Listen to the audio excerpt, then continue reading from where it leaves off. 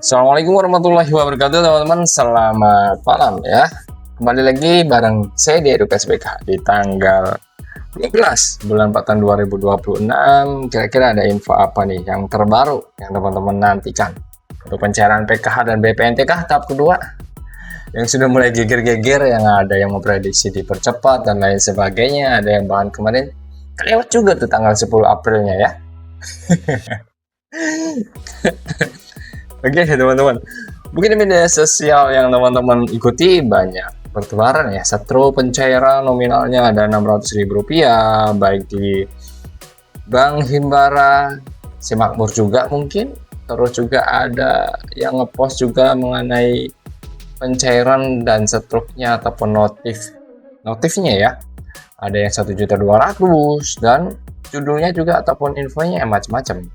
Alhamdulillah cair, alhamdulillah meledak lagi, disusul lagi dan lain sebagainya. Cuma teman-teman harus pahami dulu ya, karena semisal melihat hal seperti itu, nggak apa-apa jadikan sebagai informasi, tapi teman-teman harus bisa memilih dan memilah. Karena memang untuk pencairan tahap kedua, PKH dan BPNT, walaupun sudah masuk di alokasi tahap keduanya, April, Mei, Juninya, tapi sampai saat ini saya bikin video belum ada informasi ataupun saya belum mendapatkan informasi saya pribadi nih belum mendapatkan informasi dari pusatnya ataupun secara validnya bahwa akan ada pencairan PKH di bulan ini di tanggal sekian dan lain sebagainya, belum, karena memang masih ini pertengahan ya, hampir pertengahan, tanggal 12 hampir pertengahan.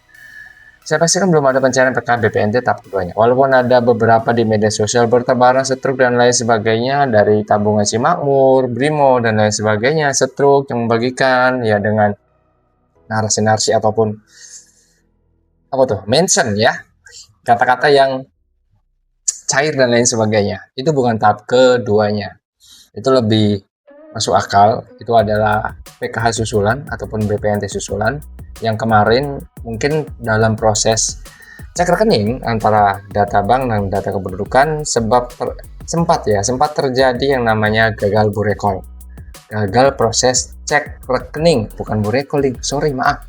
Kalau burekol itu kan awal ya, yang belum mendapatkan KKS, prosesnya burekol dulu. Kalau itu biasanya dapat KKS ataupun punya ATM, baik PKH maupun BPNT, tapi pada proses saat di tahap satunya itu masuk ke dalam data yang dimana datanya itu adalah gagal proses cek rekening. Bisa jadi karena beda data kependudukan, beda nama, beda tanggal lahir, terus juga beda lahir, beda ibu kandung dan lain sebagainya yang menyebabkan proses cek rekening antara Bank Himbara dan data kependudukan itu tidak valid ataupun tidak padan seperti itu. Tapi setelah ada perbaikan dan lain sebagainya, ada pemadanan dan ternyata itu cair. Itu yang dinamakan PKH dan BPNT susulan tahap satunya, bukan tahap kedua cair. Belum teman-teman ya. Itu dia info mengenai pencairan PKH dan BPNT-nya. Dan sebelum itu ya, dan informasinya sudah dapat, teman-teman juga ada info yang lebih gak kalah pentingnya juga dari Kementerian Sosial Republik Indonesia. Nih, akun resminya Kementerian Sosial Republik Indonesia, teman-teman bisa follow tuh ya, akun resminya itu pengikutnya 341.000 pengikutnya. Dan di situ infonya valid karena seputar informasi yang ada di wilayah Kementerian Sosial. Bahkan bantuan sosial juga ada, PKH, BPNT, bantuan pangan dan bantuan yang berkaitan di Kementerian Sosial Republik Indonesia. Kira-kira ada kabar terbaru apa nih dari Kementerian Sosial Republik Indonesia dari halaman resminya ya? Oh iya, mengenai work from home ya. Nah, ini nih ada info work from home atau singkatannya WFH. WFH itu bisa jadi ada jadwal dari beberapa hari itu bekerja from home ataupun di rumah, tapi tetap bekerja, tetap komitmen, tetap bertanggung jawab ya. Tapi kalau untuk pendamping sosial PKH, tenang aja, tetap ke lapangan ya, karena memang kan bersentuhan langsung dengan sosial, jadi harus ke lapangan, nggak bisa dikerjakan di rumah ya, gitu kan. Ini work from home mulai dijalankan di lingkungan Kementerian Sosial Republik Indonesia. Beritanya kemarin tuh ya, hashtag kita mulai cara baru. Wih, keren. Transformasi budaya kerja yang lebih efektif, adaptif, dan produktif. Cara kerja berubah, namun fokus tetap sama, yaitu hasil yang lebih terukur dan berdampak. Mobilitas kini lebih terarah, waktu dimanfaatkan lebih optimal dan koordinasi tetap berjalan meski ruang kerja tidak lagi pusat aktivitas. Layanan kepada masyarakat tetap jadi prioritas. Itu dia, luar biasa ya. Kementerian Sosial Republik Indonesia.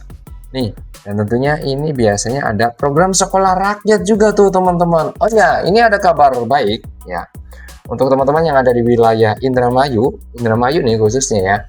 Karena sekarang mau tahu tahun ajaran baru untuk penerimaan siswa baru ya, CASIS, calon siswa baru. Nah, teman-teman kalau misalkan ada tetangganya atau teman-teman melihat video ini dan merasa teman-teman itu masuk ke dalam desil 1 dan desil 2, masuk ke dalam miskin dan miskin ekstrim, atau misalkan teman-teman anaknya itu yang karena kondisi sosial ekonominya itu sekolahnya jadi terhalang dan terhambat, tapi anak tersebut ingin melanjutkan sekolah ke tingkat jenjang pendidikan SD, SMP, SMA, sekolah rakyat di wilayah Indramayu sudah mulai dibuka kembali. Cara pendaftarannya bagaimana? Teman-teman gampang. Kalau teman-teman merasa masuk desil 1 dan desil 2, maka teman-teman bisa tanyakan ke pendamping sosial PKH-nya. Ya, nanti pendamping sosial PKH membantu untuk mendaftarkan calon siswa tersebut ya untuk daftar di sekolah rakyat. Fasilitas, tenang aja, walaupun namanya sekolah rakyat, tapi fasilitasnya fasilitas unggulan. Dan nanti di tahun 2026 ini ada kemungkinan nanti gedungnya baru tuh. Gedungnya luas ya, di salah satu kecamatan, kalau nggak salah di Krisit Cikawung ya, lagi proses pembangunan tuh. Di situ nanti ada sekolah rakyat untuk SD, SMP, SMA-nya tuh. Oke, kalau teman-teman berminat masuk ke dalam desil 1 dan desil 2-nya di wilayah Indramayu, maka teman-teman bisa tanyakan ataupun minta tolong untuk mendaftarkan agar calon siswa tersebut masuk dan didaftarkan ke program sekolah rakyat. Nah, ini adalah salah satu program unggulan untuk memutus rantai kemiskinan melalui jalur pendidikan, yaitu dengan adanya sekolah rakyat.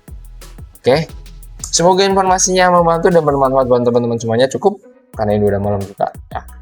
Kayaknya sih saya besok bikin video lagi tuh. Ya, mudah-mudahan sempat. Jangan lupa follow dan assalamualaikum.